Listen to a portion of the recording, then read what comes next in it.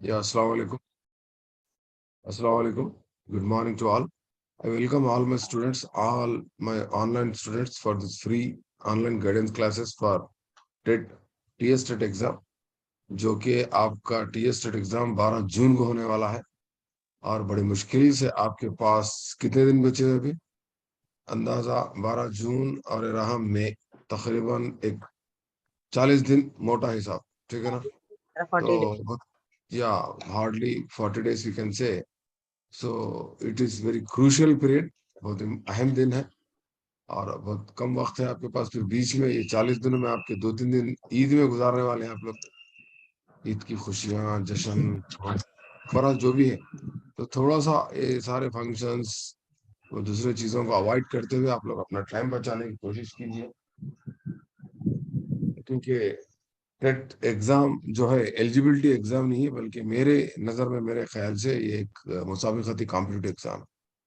So my dear students, आप लोग का बहुत बहुत मैं मशहूर हूँ, आपकी मोहब्बतों का और चाहतों का, आपकी दुआओं का मैं बहुत वाकई मजबूर हूँ, क्योंकि मैं रेजिडेंशियल स्कूल का प्रिंसिपल होने के नाते मेरे पास बहुत कम वक्त रहता। मतलब I am very much busy, occupied with hectic schedule. अब देखिए हमारे पास अब group 1, group 2, group 3, group 4 coaching का भी मैं समझता हूँ हमारे स्कूल में, अलगोल का जो बॉयज स्कूल है टिमरीज का, वहां पर आजकल में यानी 6 तारीख से उसका आगाज होने वाला है ऑफलाइन क्लासेस का। वो लोग बोल रहे हैं 50 स्टूडेंट्स भी अगर ऑनलाइन ऑनलाइन अगर एनरोलमेंट कर दिए हैं, कर देंगे तो क्लास चालू करते बोल रहे हो। 50 बच्चे भी। तो संगारेड्डी, नारायणखेड़, कोहिर, सदासपेट, जहीराबाद, इसके अलावा फिर और कोई पटन चोरू, मेदक, संगारेड्डी, सिद्दीपेट, जितने भी स्टूडेंट्स होते वो लोग आके यहाँ पर ऑफलाइन क्लासेस अटेंड कर सकते, ग्रुप 1, ग्रुप 2, ग्रुप 3 की, ठीक है। तो वही सिलसिले में मैं थोड़ा हैदराबाद भी गया था, तो थोड़े बुक्स खरीदा। आप लोग ये बुक्स देख लो, अगर आप करंट अफेयर्स जीके पढ़ना है तो ये बुक पढ़ सकते हैं। मनोरमा ईयर बुक बहुत अच्छी रहती है, 350 की कुछ है। मैं हर साल खरीदता हूँ इसको। इसका 310 प्राइस है। आप हर हैदराबाद के हर स्टेशनरी से इसको खरीद सकते हैं। दिख रही है आपको बुक? ये ईयर बुक 2022 है। जी सर। जी सर, दिख रही। सर हाँ, कहाँ से नहीं आप ये? बोल दिया ना, हैदराबाद में हर स्टेशनरी में मिलती है, बल्कि बोल दिया ये बुक। हो सका तो हिमालय पे चले आओ, हर जगह है हिमालय, नामपल्ली, मधुपट्टनम, टोली चौकी, हर जगह है, खरीद ले सकते हो आप। ये थी करंट अफेयर जीके की बुक, मैं हर साल खरीदता हूँ। घर में रहते हैं मेरे पास बहुत सारे बुक्स रहते हैं, आप देख सकते हैं, पुराने बुक्स है, ठीक है ना। तो इस तरह से आप फिर ये किताब वाले शिक्षा वाले की बच्ची के लिए लिया आपने, खैर आप लोगों के लिए जरूरत नहीं है। और उसके अलावा मेरे पास सर तेलुगु बुक का अकेडमी की नाम बुक, क्या है sir? Manorama year book. Screenshot ले लो जी मेरी फोटो का, जल्दी आप स्क्रीनशॉट लेकर रख लेना। मनोरमा ईयर बुक, ये करंट अफेयर जीके के लिए बहुत अच्छी कलरफुल फोटोज के साथ इवेंट्स रहते हैं, इसमें बहुत अच्छी बुक रहती है जीके एंड करंट अफेयर्स के लिए। ये आपको टीएस, ये टेट के लिए तो काम में नहीं थी फिलहाल, डीएससी टीआरटी गुरुकुल के लिए first paper on general studies के लिए काम में आ सकती है, ठीक है। बहुत मवाद रहता है उसमें, टाइम नहीं रहता आपको पढ़ने में। ये है तेलुगु अकेडमी की सोशल स्टडीज की बुक, ये भी ला लिया मैं। एक स्टूडेंट मंगाई मेरी, तो ले लिया मैं। और अगर होना है तो जी आपको सर, ये ग्रुप में देखो सर, ये आप। ग्रुप में मैं फोटोज भी भेजा था। ये तेलुगु अकेडमी की बुक है, देखिए, तेलुगु अकेडमी बोल के नाम रहता है, दिख रहा है आपको तेलुगु अकेडमी बोल के? जी सर, दिख रहा। स्क्रीन शॉट ले लेना, फोन नंबर एड्रेस रहता है इस पे, जाके वहाँ खरीद सकते हैं। या नहीं बोले तो मैं यहाँ कहाँ से लिया बोले तो उस्मानिया यूनिवर्सिटी कैंपस में से लिया। ये है बायोलॉजी की,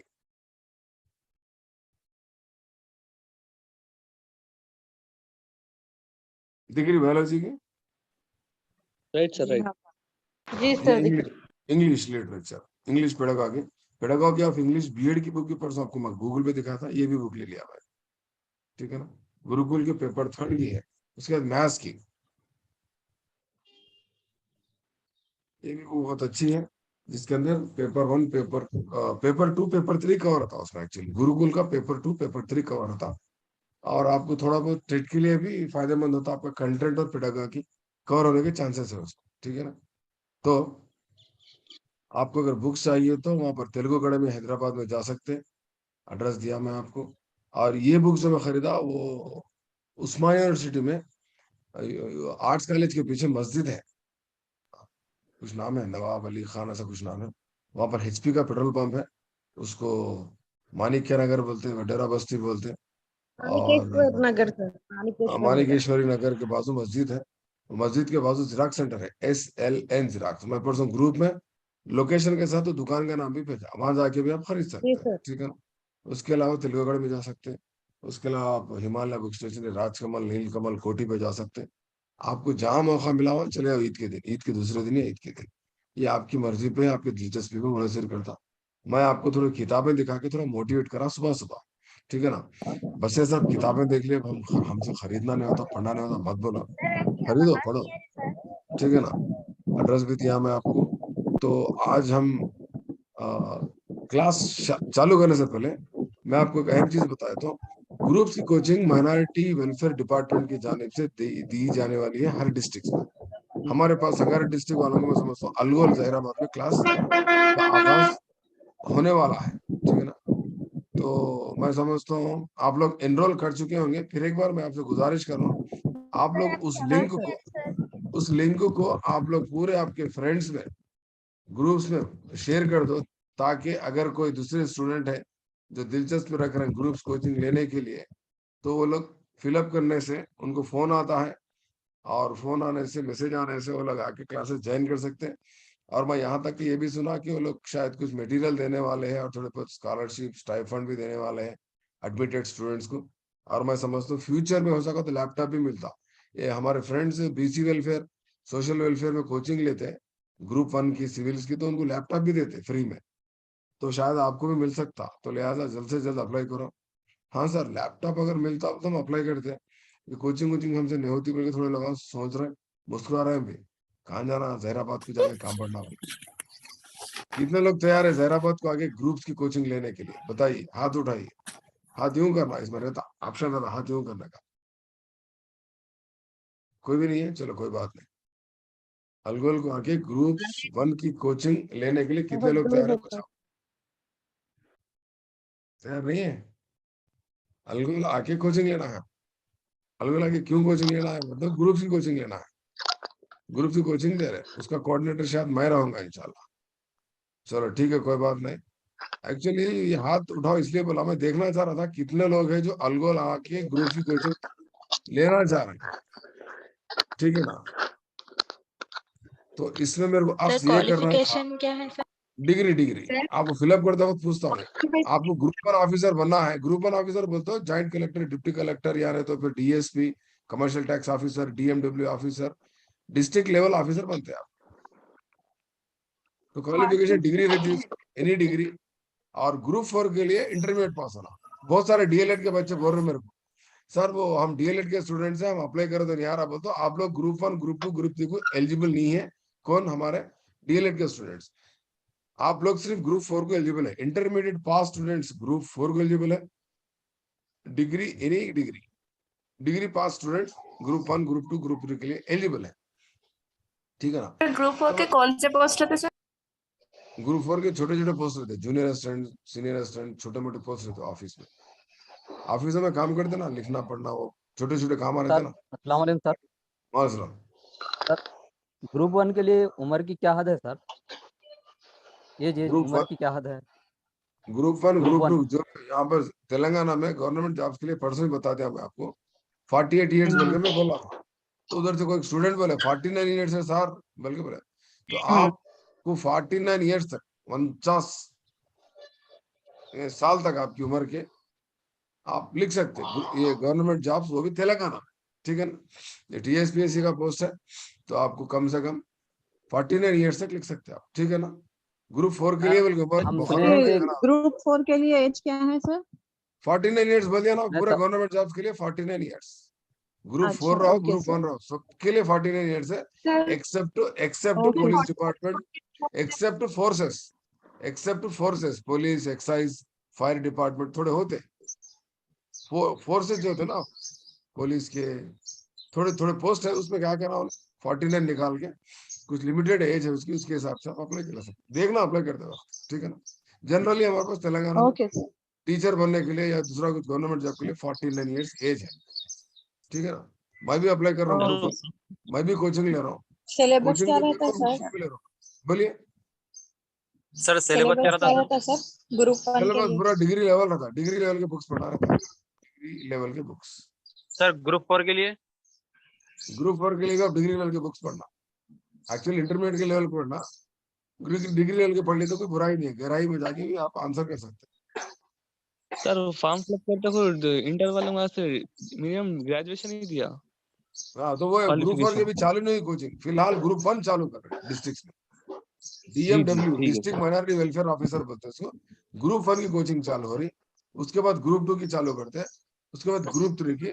बच्चों का रिस्पांस देख के फिर ग्रुप 4 भी करते हैं, बल्कि बोले तो वो गूगल फॉर्म में ग्रुप 4 भी रखा होगा। फिलहाल ग्रुप 1 की कोचिंग देने वाले हैं। आप लोग ग्रुप 1 टिक करके वो फिलअप कर दो। खास तौर पे संगारेड्डी डिस्ट्रिक्ट में जितने भी आपके दोस्त साहब पहचानत के, वो लोग से मैं गुजारिश कर रहा हूँ जल्द से जल्द आप लोग फिलअप करो। लास्ट डेट 30 तारीख है, 30 अप्रैल। 30 के बाद गूगल फॉर्म क्लोज हो जाता, 30 अप्रैल के बाद गूगल फॉर्म क्लोज हो जाता।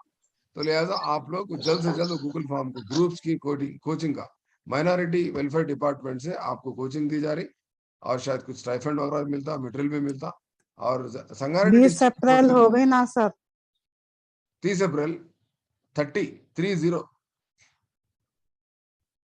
आज 28 है, अभी 2 दिन बाकी है 30 को। आज कल थैंक यू परसों नहीं, मैडम। 3 दिन बाकी है। सुनने में सर फर्क। ग्रुप 4 के लिए इंटरमीडिएट बोले ना आप, तो फिर डिग्री तक पढ़ना बोल रहे हैं आप। अच्छा ठीक है, इंटरमीडिएट तक पढ़ लो, आप इंटरमीडिएट तक पढ़ो। मैं मेरे सीरियस स्टूडेंट्स को डिग्री तक पढ़ लो बोलता हूँ, क्योंकि एक तीर दो निशान रहना कभी भी, समझ रहे ना आप बात को। अभी हमारे पेपर हाँ 2 सर। वाले स्टूडेंट्स क्या करते बोलता खाली 8 तक ही पढ़ते। मैं क्या बोलता हूँ, हो सका तो इंटरमीडिएट तक पढ़ो बोला। वहाँ एक वर्ड लिखा ना, लिंकेज बोल के, वहाँ फंस जाते आप लोग। लिंकेज बोला, पुरानी आप क्लास मेरी ज्वाइन नहीं करेंगे, नहीं पहली बार ज्वाइन हो शायद आप, नहीं। हमीदा, हमीदा मेहंदी के हाथा है, हमीदा कहाँ से आप? जी सर, नाम मैं हमीदा है पहली बार थी। अस्सलाम वालेकुम जी। सर। बहुत सारा। एक आपके घर अस्सलाम में वालेकुम कौन है, सर। भाई है आपके, कौन है साथ में, हस्बैंड है? नहीं मैं अकेली हूँ सर। मैं फिर ये कोई जेंट्स की आवाज आ रही है ना जब से, जो सवाल पूछ रहे। नहीं सर, मैं अभी आप बोलने से मैं म्यूट ऑन करी सर। तो ये कोई पूछे ना क्वेश्चन, डिग्री का पढ़ना, इंटरमीडिएट का पढ़ना, क्या नाम है आपका? मैं एक्सप्लेन करता हूँ।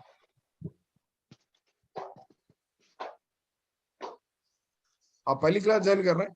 अभी कोई मेल स्टूडेंट बात कर रहे थे ना, जेंट्स। जमील सर के स्टूडेंट्स इंटर तक बोलते डिग्री तक पढ़ना, डिग्री तक बोलते PG तक पढ़ना। ये हमारा स्ट्रैटेजी है हमारी, आ रहा समझ? ये स्ट्रैटेजी है हमारी।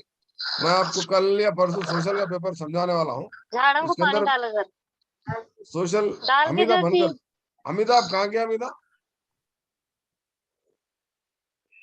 सर मैं सिटीपेट की हूँ सर, लेकिन मेरा म्यूट नहीं होता सर, दूसरे कोई और बात कर रहे सर। मैं अच्छा नहीं ठीक है बात कर ठीक है, रही। मैं म्यूट कर, मैं खुद कर लेता हूँ, मैं कर दिया आपको, ठीक है ना। मैं म्यूट कर दिया आपको, और आपको म्यूट कर दिया, मैं बेफिक्र रहिए आप, ठीक है, don't worry. So what I would like to say, what I would like to say, आप कंफ्यूज नहीं होना। आप डिग्री तक पढ़ो, ग्रुप 4 वाला भी डिग्री तक पढ़ो, कोई तकलीफ की बात नहीं है। अच्छा डिग्री तक नहीं पढ़ना, नहीं पढ़ सकते ना आप, इंटरमीडिएट तक ही पढ़ते बोल रहे ना, ठीक है, इंटरमीडिएट तक तो पढ़ो, कम से कम वो तो पढ़ो। खाली हमारे पास टाइम सर पूरा ग्रुप सवालों में 1 के लिए गुजार ना दो। सर, सर ग्रुप 4 के लिए पूछा सर मैं आपको। हाँ साहब, ग्रुप 4 के लिए भी आप क्या करो बोले तो, इंटरमीडिएट तक तो पढ़ो आप, कम से कम उतना तो पढ़ो ना। मैं डिग्री तक पढ़ो बोला ना, ठीक है, छोड़ दो, 3 साल मत ठीक है पढ़ो, सर, कम ठीक से है, कम थैंक यू, शुक्रिया सर, शुक्रिया। इंटरमीडिएट तक तो पढ़ो, कम से कम पढ़ो, वो तो मिनिमम है। इंटरमीडिएट तक तो आपको मिनिमम पढ़ना है। ज्यादा नॉलेज के लिए आपको डिग्री तक पढ़ने में कोई हर्ज नहीं है, कोई तकलीफ नहीं, कोई तकलीफ है आपको डिग्री तक पढ़ने में? नहीं नहीं नहीं, है सर। सर एग्जाम तालीम डेट कब है पढ़ने में सर? आपको कोई तकलीफ नहीं रहना। तो आप ग्रुप 4 नहीं तो कम से कम ग्रुप 1 तो आप वो इरादे से पढ़ना आप, समझ रहे हैं आप? सर एग्जाम डेट कब है सर ग्रुप 1? और डेट्स आते हैं आपको, ठीक है ना। तो बहरहाल ये ग्रुप के बारे में समझा रहा था मैं आपको। बहरहाल आप लोग कम से कम, अच्छा सुनो ये जुमला मेरा, आखिरी जुमला वाली क्लास चालू करो मैं। इंटर तक, डिग्री तक पढ़ने की तो बात दूर, अब रखो, ये क्लास हमारी ग्रुप्स की नहीं है, ये है हमारी टेट की क्लास। टेट में कम से कम आपको 10 तक तो पढ़ना है मिनिमम, और ज्यादा से ज्यादा इंटरमीडिएट तक पढ़ना है। तो लिहाजा आप 10 तक तो पहले कंप्लीट कर लो, उसके बाद इंटरमीडिएट का सोचो। मैं समझता हूँ आप लोग अब तक पूरे 10th के पूरे बुक्स पढ़ लिए होंगे, 10th तक, जहां तक मेरा ख्याल है, क्योंकि आप लोग वो सीरियस स्टूडेंट्स है, ठीक है ना। अब जितना बोला उतना पढ़ने वाले हैं आप लोग, तो लिहाजा मैं समझता हूँ 10th तक पूरे किताबें पढ़ लिए होंगे आप लोग, ठीक है ना, पढ़ते रहिए। तो आज हम शुरू करेंगे stages of development. Already topic हमारी चल रही है, ऑलरेडी हमारी टॉपिक कई दिन से चल रही है। सो हम डिस्कस कर रहे हैं टीएस टेट के सीडीपी का जो टॉपिक्स है, हमारे child development and pedagogy topics हम डेवलप कर रहे हैं। और आज हम डिस्कस करेंगे स्टेजेस ऑफ ह्यूमन डेवलपमेंट का थोड़ा सा टॉपिक। ऑलरेडी मैं आपको बता चुका हूं, स्टेजेस ऑफ ह्यूमन डेवलपमेंट यानी इंसानी नशोनुमा के चंद मराहिल के बारे में डिस्कस कर रहे हैं। इंसान जिंदगी दुनिया में आने के बाद पैदा से लेकर तकरीबन रिटायरमेंट के एज तक के बारे में बहुत सारे साइंसदानों ने, नफ्सियातदान ने, साइकोलॉजिस्ट ने उसका मुशाहिदा किया, उसके बारे में लोग रिपोर्ट प्रेजेंट करे। उसमें से एक मशहूर है डेवलपमेंटल साइकोलॉजी, जिसने एलिजाबेथ हल्ला के नाम की एक खातून, एक साइकोलॉजिस्ट अमेरिका के, इन्होंने किताब लिखा। उनके मुताबिक इंसानी नशोनुमा को 10 मराहिल में तकसीम किया गया। इसके बारे में हम डिस्कस करें, ठीक है ना। 10 मराहिल को बताने से पहले मैं आपको एक बात बताता चलो, हमारी इंसानी नशोनुमा के मराहिल को हम ब्रॉडली 2 हिस्सों में तकसीम कर सकते हैं। एक प्रीनेटाल स्टेज, पैदाइश से पहले का माहौल, पैदाइश से यानी क़ब्ल पैदाइश के मराहिल, और उसके बाद पैदाइश के बाद के मराहिल। तो पैदाइश से पहले के मराहिल को अगर हम गौर करके देखें तो अब दोनों में डिवाइड कर लेना है, prenatal stages and postnatal stages. Prenatal stages में आपको क्या आ रहा, देखिए, एक है zygote, embryo, foetus and baby, और उसके बाद बर्थ। मैं आपको इससे पहले बता चुका था क्या क्या एज है इनकी। जाइगोट की एज क्या है जी? जाइगोट की एज मैं जाइगोट की पूछ रहा हूँ, जाइगोट पेट से बाहर नहीं आ रहा है। 2 weeks sir, but to 2 weeks. हाँ जी सर, 0 to 2 बर्थ कैसा होता है जी? जाइगोट पेट पर तो बर्थ कैसा होता है? अंदर है 2 weeks to 2 माँ के months. रहम है। only 2 weeks to 2 months. Sir, fertilization. एक दिन क्लास 0 क्या नहीं to लिया 2 जी? weeks. पूरा भूल गए। 2 weeks to 2 months. बिजी होगा। से 2 weeks sir. देखो किधर है आप लोग, समझ में नहीं आ रहा मेरे को। हाँ, ये फर्टिलाइजेशन कब से मिलाप जब होता ना, ये एक्स और स्पर्म का जब मिलाप होता, ये फर्टिलाइजेशन जब होता, फर्टिलाइजेशन से फर्टिलाइजेशन लेके 2 वीक्स तक। समझ गया लॉजिक? अभी पैदा नहीं हुआ बच्चा, दुनिया में नहीं आया, आप वो कब बोलना बोले तो वो अलग है, उसका स्टेज अलग है। समझ गए आप लोग? All of you understood what is zygote? Zygote बोलते माँ के रहम है, फर्टिलाइजेशन से 2 वीक्स तक, फर्टिलाइजेशन से 2 वीक तक। एम्ब्रियो यानी 2 वीक्स टू 2 मंथ्स, फीटस यानी 2 मंथ्स टू बर्थ तक, ठीक है ना। बर्थ का मतलब दुनिया में आता, 9 महीने लग सकते हैं, 7 महीने, 8 महीने, depend upon health and environment and other issues, ठीक है ना। तो हम यहाँ क्या करेंगे, थोड़ा सा आप जल्दी जल्दी पेन घुमाना, नोटबुक साथ में रख लेना, क्योंकि मेरे पास ज्यादा टाइम नहीं है स्लाइड्स बनाने के लिए, लिखने के लिए ओरली बोल देता हूँ, ठीक है ना। फर्स्ट हम डिस्कस करेंगे जाइगोट का। जाइगोट का मतलब क्या है बोले तो, ये जब female x and mail sperm का जब कॉम्बिनेशन होता, जब यूनाइट होते, यूनियन जब फॉर्म होता, तो एक जाइगोट फॉर्म होता। इसकी एज बड़ी मुश्किल से 2 हफ्ते तक रहती, और इसमें क्या होता बोलते, इसका ज्यादा डेवलपमेंट नहीं रहता। यहाँ एक छोटा सा एक सेल के मुताबिक छोटा सा क्या बोल सकते, एक काइंड ऑफ सेल जैसा वहां पर एक फॉर्मेशन होता माँ के रहम में, देख सकते बॉल ऑफ सेल्स या कॉम्बिनेशन ऑफ सम सेल्स बोल सकते, ठीक है ना। फिर अगेन ये सेल्स भी क्या होते बोलते, डिवाइड हो जाते, ठीक है ना। तो इसमें ज्यादा कोई चेंजेस नहीं रहते जाइगोट में। खाली इसका क्या याद रखना आपको बोलते, फर्टिलाइजेशन टू 2 वीक्स बोल के याद रखना। और इस पे एक्सटर्नल इफेक्ट, एक्सटर्नल एनवायरनमेंट का या कुछ दूसरा एनवायरनमेंट का या कुछ ज्यादा इस पे कोई इम्पैक्ट और कुछ इफेक्ट नहीं रहता। बड़ी मुश्किल से इसका ग्रोथ 2 वीक्स तक चलता है जाइगोट का, इतना सा आप याद रखिए।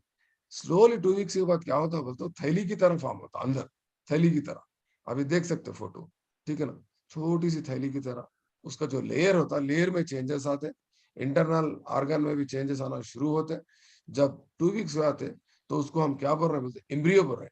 एम्ब्रियो की एज क्या है? एम्ब्रियो की age 2 weeks to 2 months. 2 weeks to 2 months. ये क्वेश्चन आ सकता, ये क्वेश्चन एग्जाम में आ सकता। एम्ब्रियो की उम्र 2 हफ्ते से 2 महीने तक है। इंपॉर्टेंट पॉइंट बोलने जा रहा हूँ, इंपॉर्टेंट पॉइंट बोलने जा रहा हूँ। आप पेन नोटबुक अगर साथ में है तो लिख लेना, या नहीं बोलते फिर मेरा यूट्यूब वीडियो देख लेके रिपीट कर लेके ये वीडियो को देख लेना। एम्ब्रियो एक ऐसा एम्ब्रियो की स्टेज में उसकी शक्ल कैसी रहती बोले तो इंसान का सर रहता ना, सर ये हेड के शेप में होता। एम्ब्रियो कौन से शेप में होता है जी अगर आपको सर। पूछा, इंसानी सर के शक्ल में होता है बोल के बोल सकते हैं। यानी एक इंसानी शक्ल या अख्तियार करने की शुरुआत होती है। देखो आप इंसानी शक्ल दिख रही है यहाँ पर एम्ब्रियो की, इंसानी शक्ल इख्तियार करता है, यहाँ से शुरू होता है एम्ब्रियो से। हाँ, और सेकंड पॉइंट एम्ब्रियो में, थर्ड पॉइंट एम्ब्रियो में फर्स्ट पॉइंट उसकी एज है, सेकंड पॉइंट उसकी शक्ल के बारे में बोल दिया भाई, ठीक है ना। एम्ब्रियो में फर्स्ट पॉइंट क्या बोला, एज, सेकंड पॉइंट उसका शेप, ठीक है ना, ह्यूमन शेप। थर्ड पॉइंट इसमें क्या बोलेंगे हम, बताओ डेवलपमेंट कहाँ हो रहा है इसका, ज्यादा डेवलपमेंट यानी ग्रोथ कहाँ होता है इसका ग्रोथ कहाँ होता है ज्यादा, बोल तो हेड रीजन में। कहाँ पर होता, हेड रीजन में। ज्यादा बालिदगी कहाँ होती है इसकी, ज्यादा बालिदगी एम्ब्रियो की बालिदगी जो तेजी से और ज्यादा जो होती है वो कहाँ होती है बोलते, इसके सर में होती है। आप देखो दिख रहा गोल सर दिख रहा, बींच के होता सर के हिस्से में ज्यादा तेजी से इजाफा होता, बड़ा होता रहता सर उसका बच्चे का, ठीक है ना। वहां से शुरुआत होती है इसकी, यानी दिमाग पहला बनता बोल के हम बोल सकते हैं। बस ये 2-3 पॉइंट्स याद रखना आप, एक एम्ब्रियो का एज, उसका शेप, ह्यूमन शेप, और उसका ग्रोथ ज्यादा कहाँ होता बोले तो, कहाँ पर होता है ज्यादा शेप, ज्यादा ग्रोथ, ज्यादा तरक्की, ज्यादा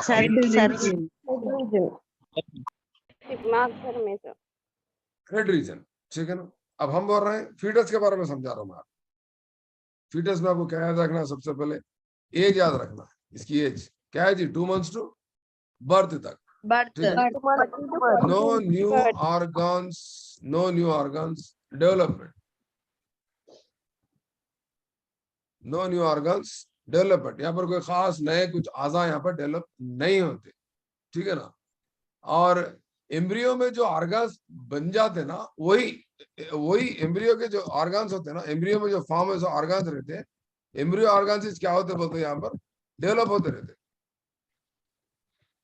कौन से ऑर्गन्स का डेवलपमेंट कंटिन्यू होता, एम्ब्रियो में जो हेड रीजन या थोड़े बहुत छोटे छोटे हाथ दिख रहे, छोटे पैर के जैसे छोटे छोटे दिख रहे, ये हाथ ये पैर, वही डेवलपमेंट उसका कंटिन्यू होता। वही यानी एम्ब्रियो मरहले में जो आज़ा कायम होते, उन्हीं आज़ा का क्या बोल सकते हैं आप, बालिदगी जारी रहता बोल के बोल सकते हैं। बालिदगी या नशोनुमा जारी रहता है इस मरहले में, फीटस के मरहले में, बल्कि ये पॉइंट लिख ले सकते हैं, ठीक है ना। नेक्स्ट पॉइंट 7th मंथ आता ना इनका, 7th मंथ 7वां महीना होता, क्या होता बोले तो ये मेच्योरिटी आई थी, यानी पुख्तगी, यानी पुख्तगी बोलते तो बाहर दुनिया में आने का पुख्ती नहीं, वहां पर मेच्योर होता, मतलब कैसा बोलते, ये 7th मंथ में भी कभी क्या होता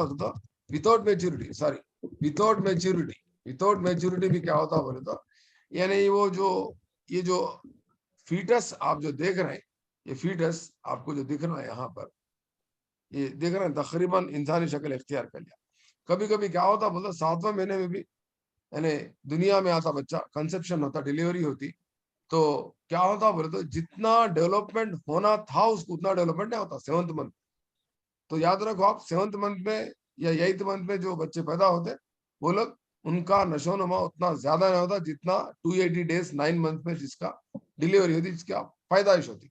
7th मंथ 8th मंथ के बच्चे जनरली वो लोग बहुत सारे चीजों से यानी खामी रहती, उनके पास वीकनेस रहता उनके पास, तो वो लोग क्या रहता बोलते, बाज बच्चे मर भी जाते 7th मंथ 8th मंथ के बच्चे, आप गौर करके देखो।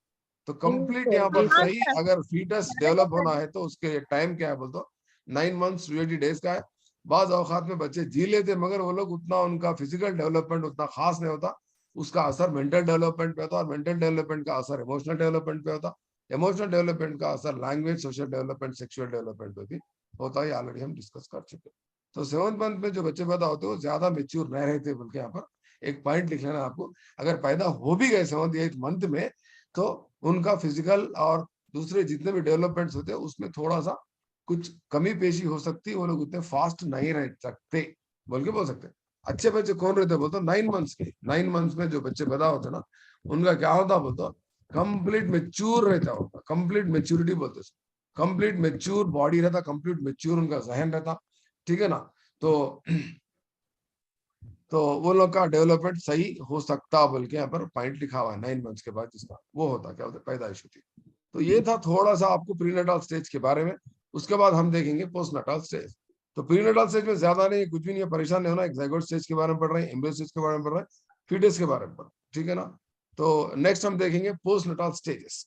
पोस्टनाटाल स्टेज को पढ़ने से पहले हमको क्या देखना है बोले तो, ये एलिजाबेथ हर्लॉग की किताब डेवलपमेंटल साइकोलॉजी किताब में आपको फोटो भी दिखा चुका हूँ। एलिजाबेथ हर्लॉग कौन है, आ भी सकता, आपको एग्जाम में पूछ भी सकता।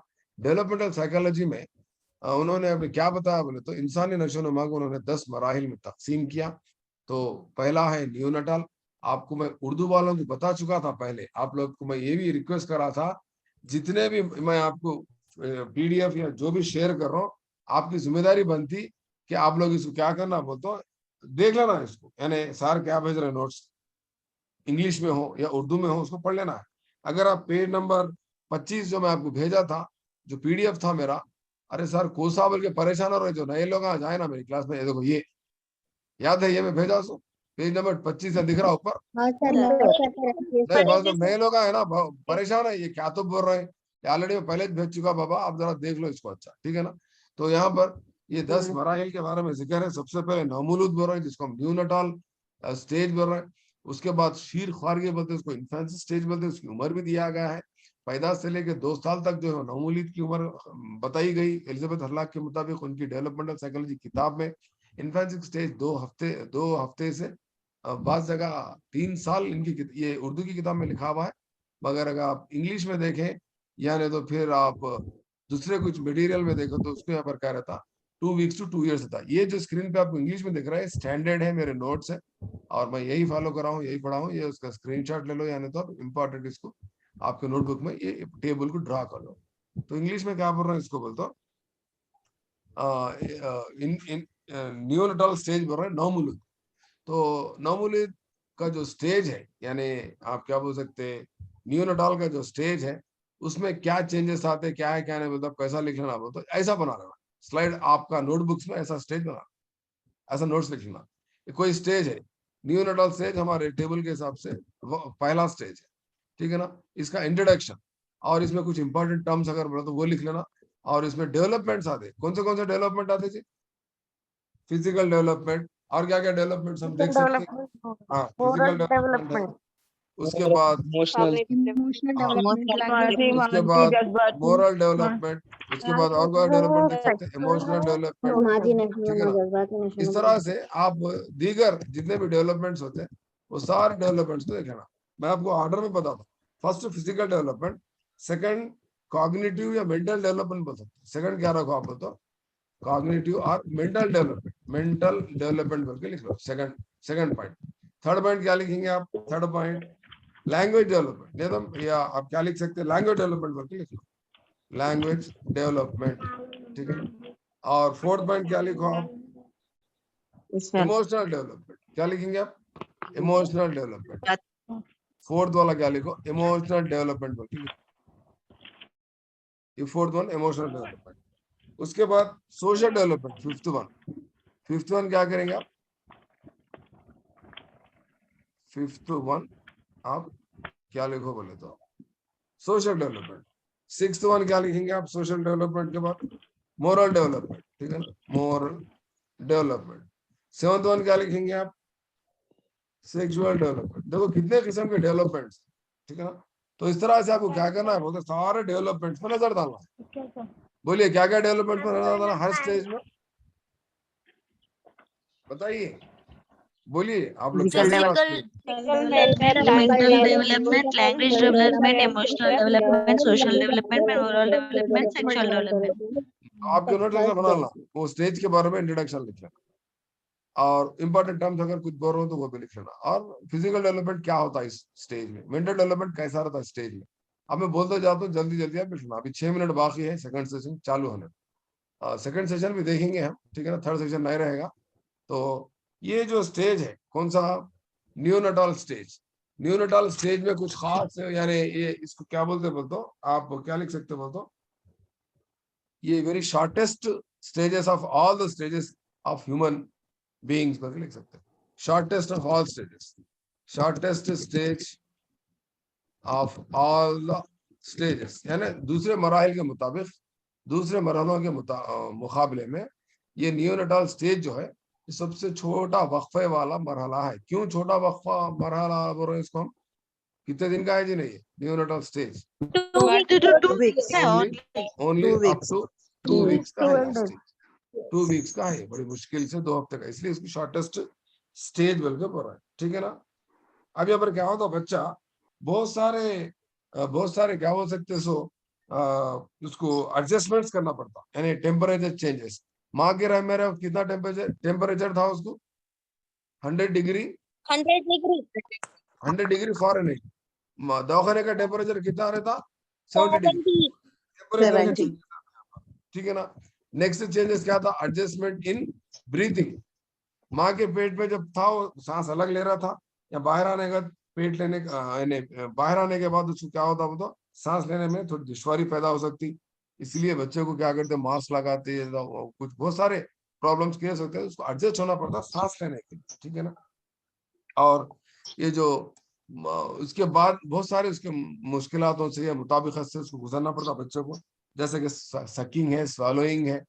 जब पेट में था तो उसको कोई खाने पीने की तकलीफ नहीं थी। आप यहाँ देख सकते हो उर्दू में यहाँ दिया आपको, बेहतरीन नोट्स दिया आपको, आप लोग इसकी कदर नहीं कर रही है, ना तो फिर आप लोग पढ़े नहीं, मेरे को समझ में नहीं आ रहा। आप लोग उर्दू में देख सकते हैं यहाँ पर। सर पैर भी कर लिए हम लोग। हाँ, बहुत अच्छी बात है। देखो 9 मुलूद, पैदा से पहले बच्चे को गिज़ा हासिल करना, सांस लेना और अखराज करने के अफल से अंजाम देने की जरूरत नहीं होती। जब पेट में था तो उसको खाने पीने की ये सारे जरूरत थी, उसको नहीं थी, सब अंदर ऑटोमेटिक हो जा रहा था पेट में। लेकिन जब पैदाइश के बाद क्या होता बोल तो गिज़ा हासिल करना, तनफ्फुज और अखराज, तनफ्फुज बोलते सांस लेना, अखराज बोले तो जैसा कि जो भी नेचुरल प्रोसेस है उसके, ठीक है ना, वो अखराज जैसे अफाल को अंजाम देना होता है, तो खुद से करना पड़ता है। पेट में जब था वो ऑटोमेटिक हो जा रहा था, तो इसलिए इस मरहले को क्या बोलते हैं, नौमुलूद के माहौल के मुताबिक पैदा करने की कोशिश करता है। अपने माहौल से क्या करता है, मुताबिकत पैदा करने की कोशिश करता है। जीन पियाजे के मुताबिक भी क्या है बोलते, बच्चा जब झूले में रहता तो अपने अतराफ अकनाफ के माहौल से मुताबिकत पैदा करना शुरू करता। इस मरहले में बच्चे की जिस्मानी, ज़हनी, समाजी, जज्बाती नशोनुमा उतनी ज्यादा नहीं होती। ये लिख लेना थोड़ा सा, एक छोटा इंपॉर्टेंट पॉइंट है।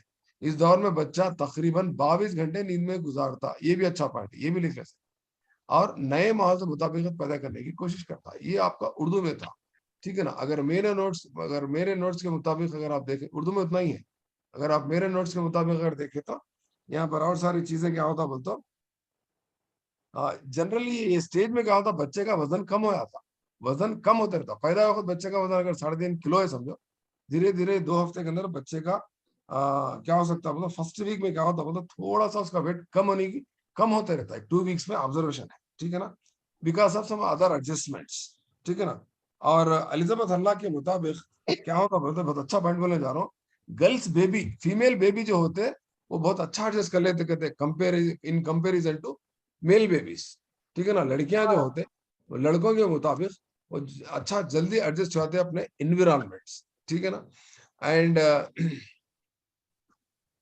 ये जो बेबी पैदा होते हैं, व्हाइट बेबीज और नॉन व्हाइट बेबीज बोल के रहते हैं, यानी एकदम गोरे लड़के और या दूसरे या काले तो नहीं बोल सकते हम, तो कम रंग के जो बच्चे होते हैं वो लोग, तो व्हाइट बेबीज जो होते हैं वो लोग ज्यादा एडजस्ट करते कहते हैं माहौल से, comparing to non white babies. Non white babies का मतलब क्या है जी, इंग्लिश में देख सकते हैं आप, कंफ्यूज होने की जरूरत नहीं है। ये ना परेशान हो रहे हैं, सार कहाँ देख के बोल रहे हैं, कहाँ नोट्स है, कहीं भी नहीं है, देखो यही 6 नोट्स दिख रहे हैं, ये स्क्रीन पे दिख रहा है आपको, दिख रहा है स्क्रीन पे, ये बोल रहा हूँ, देखो सेकंड पॉइंट बोल रहा हूँ, सेकंड। अब इतना थोड़े परेशान है, मैं वीडियो देख रहा हूँ थोड़ा, क्या कहाँ देख के बोल रहा है, बहरान है पूरे, यही देख के बोल रहा हूँ, पे नंबर लेवा है, परेशान होने की जरूरत नहीं है, मैं साइकोलॉजी समझता हूँ आपकी, ठीक है ना। हाँ यही है, चलो अब लिखने की जरूरत नहीं है, बल्कि थोड़ा पेन भी बाजू को रख दिया, स्क्रीनशॉट ले लेंगे, बाद में लिखेंगे। Procrastination is the thief of time. आप वादा जितना करते जाएंगे उतना आप पीछे पड़ जाते। लिखो, सुनना, लिखना। तो यहाँ पर अच्छे अच्छे पॉइंट्स आप देख सकते हैं। और जिसका weight, infant whose birth weight are average and above average adjust better to the postnatal environment. तो वेट जिसका ज्यादा होता, ठीक है ना, infants whose birth weight are average and above average, ठीक है ना, अगर किसी का वजन जिसका ज्यादा होता वो लोग एनवायरमेंट से अच्छी मुताबिकत पैदा करते, बल्कि बताए ना परेशानियां ज्यादा नहीं देते अपने को। जिसका वेट कम रहता बच्चे का, उन्हें हम लोग को सताते। जनरली एवरेज वेट इंडिया में हमारा कितना है बच्चों का? 3 kg। कितना रहता है जी एवरेज? अबो एवरेज बोल तो 3.5 किलो, 3.5 किलो, 3 to 3.5 kg तक हमारा अच्छा वेट माना जाता, ठीक है ना। और जो हाई सोशियो इकोनॉमिक स्टेटस के जो बच्चे होते हैं वो एडजस्ट ज्यादा होते comparing to low socio economic status बोल के बोल रहा है। यानी डायरेक्टली मैं बोल सकता हूँ प्राइवेट हॉस्पिटल में पैदा हुआ बच्चा अच्छा एडजस्ट करता कंपेयरिंग टू गवर्नमेंट हॉस्पिटल में पैदा हुआ बच्चा। गवर्नमेंट हॉस्पिटल को कौन जाते, प्राइवेट हॉस्पिटल को कौन जाती, आप ही फैसला करो। हमारी क्लास 1 मिनट में ऑटोमेटिक बंद होती, तब कंफ्यूज नहीं होना, सेकंड सेशन में ज्वाइन हो जाना। तो प्राइवेट हॉस्पिटल को जाने वाले कौन रहते हैं? तो सोशियो इकोनॉमिक स्टेटस जिसका अच्छा है वो लोग प्राइवेट हॉस्पिटल को जाते हैं, और लो सोशियो इकोनॉमिक स्टेटस जिसका होता है वो लोग गवर्नमेंट हॉस्पिटल को जाते हैं। तो यहाँ पर वही बता रहा, हाई सोशियो इकोनॉमिक स्टेटस के बच्चे अच्छा एडजस्ट करते कहते better than low socio economics बोल के बता रहा है। लो समझ गए होंगे आप, गवर्नमेंट हॉस्पिटल को जाने वाले कौन रहता है? बोलते जिसकी आमदनी कम रहती, जो गरीब रहते, ठीक है ना। डायरेक्ट गरीब अमीर बोल के तो नहीं लिखा यहाँ पर ना, अच्छे अल्फाज इस्तेमाल करा, सोशियो इकोनॉमिक स्टेटस बता, ठीक है। Next, crying is the first emotion of the child. इसको मैं स्टार लगाया, आप 2 स्टार लगा के लिख लेना। Crying is the first emotion of the child.